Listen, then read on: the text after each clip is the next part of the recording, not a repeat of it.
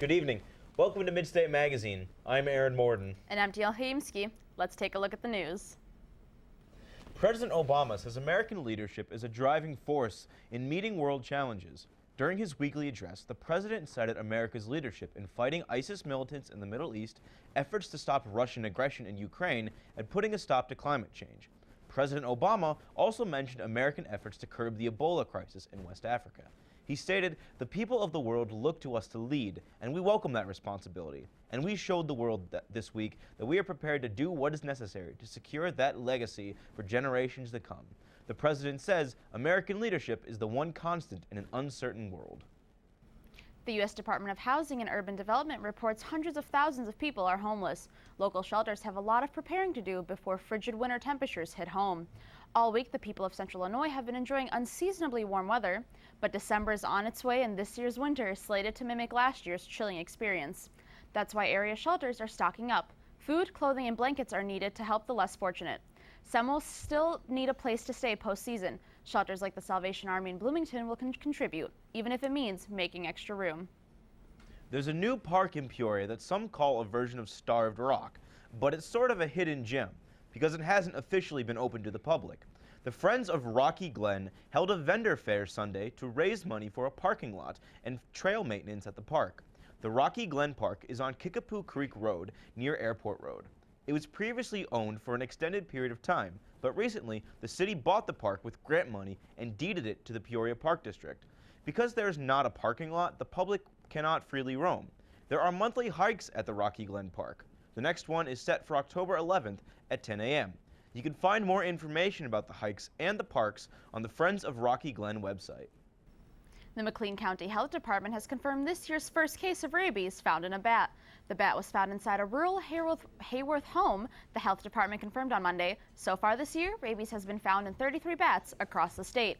A total of 55 bats in 21 counties tested positive for rabies in 2013, including one in McLean County. The health department says bats flying outside at night pose little risk for rabies.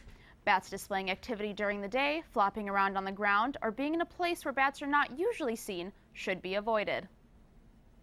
A new poll from the Washington Post shows that the top 10% of American drinkers, or 24 million people, consume an average of 74 alcoholic beverages each week.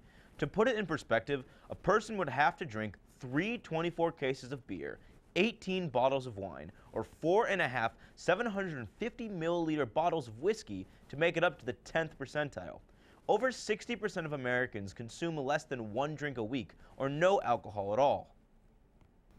Drug charges have been dropped for a woman arrested in July after crime lab analysis confirmed the residue in a spoon in her possession was spaghetti sauce. Ashley Huff was arrested and charged with possession of methamphetamine after a contaminated spoon was found in her possession. According to the crime lab report, there were no signs of controlled substances on the spoon. The 23-year-old initially made bond but was reincarcerated August 2nd after she was unable to make her appointments at the Hall County Drug Court. The district's attorney office filed a dismissal last week following the lab's analysis. Huff was jailed for a total of 47 days. Now let's go to Katrina for sports. With the end of this baseball season, one of the greatest and most respected players is retiring from the game. On Sunday, Derek Jeter played the last game of his career. In his final game, the Yankees beat their rival, the Boston Red Sox, 9-5. Jeter was removed from the game in the 3rd inning after an infield RBI single, a very fitting way for the captain to end his career. With his retirement, Jeter is one of 5 players to finish with 3,000 hits, 200 home runs, and 300 stolen bases.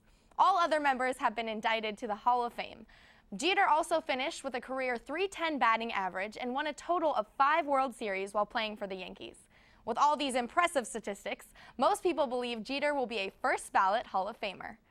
With the start of the 30th Missouri Valley football season set to start Saturday, October 3rd, the conference has a lot to look forward to. For the first time in conference history, 7 out of 10 Missouri Valley teams are ranked in the FCS Top 25 poll. Some of these teams include number 1, North Dakota State, number 9, South Dakota State, and number 10, University of Northern Iowa. Not only having 7 teams in the top 25, the remaining 3 schools also got votes to be in as well. This is a strong sign of the strength of the conferences. In some polls, the Missouri Valley is the #1 FCS football conference based on strength of schedule and is even ranked above 3 FCS conferences. All the Missouri Valley teams have one thing in common. They have played extremely well against other FCS level teams. Throughout the off-conference schedule, Missouri Valley teams win a combined 20-1. With this start, many coaches from the conference believe there will be more than last year's 2 teams going into the FCS football playoffs. Illinois Central College won the Midwest Athletic Conference thanks to the play of freshman Ethan Brew. Brew shot a second round 4 under par with a 68. ICC shot a 303 and a 306 with their 3rd conference title in the last 4 seasons. The ICC total score of 609 was 10 better than defending champion Parkland and runner Lewis and Clark. Brew started the day with a 74 and was tied for the lead with Lincoln's Reed Cagle. Brew had an afternoon of 9s of 35 and 33 to capture the individual title at 142. That's all for sports. Back to you, Danielle. Thanks, Katrina. On September 20th, an amazing event happened in Dwight, Illinois. Hundreds of Basset Hounds marched through the street. Our very own Nikki Garrett-Brandt has the story. Every year, hundreds of Basset Hounds and their owners parade down the streets of Dwight, Illinois. But not every dog has a permanent home, and that's where Guardian Angel Basset Rescue comes in. For 18 years, Larry Little, the president and co-founder of Guardian Angel Basset Rescue, has been finding new homes for Basset Hounds who need one. And he assures that these rescue dogs will be very well taken care of. We get their vet bills taken care of to get them up to date so that they can be placed in a really good home and have a decent life. In some cases where they've been running loose, some cases where they just haven't been treated very well, some cases where owners today have to go to a nursing home and they can't take their pets with them, and we're there to help with that. We spend a lot of time trying to find the right dog for people. We like it to be a good mix. Many times it is. But these good deeds do not come cheap. So to raise money, the organization hosts a Basset-filled weekend during Dwight's annual Harvest Days Festival. It's a 2-day event to help us pay our vet bills, which total about $200,000 a year. Today we will adopt out 14 Basset Hounds to new homes.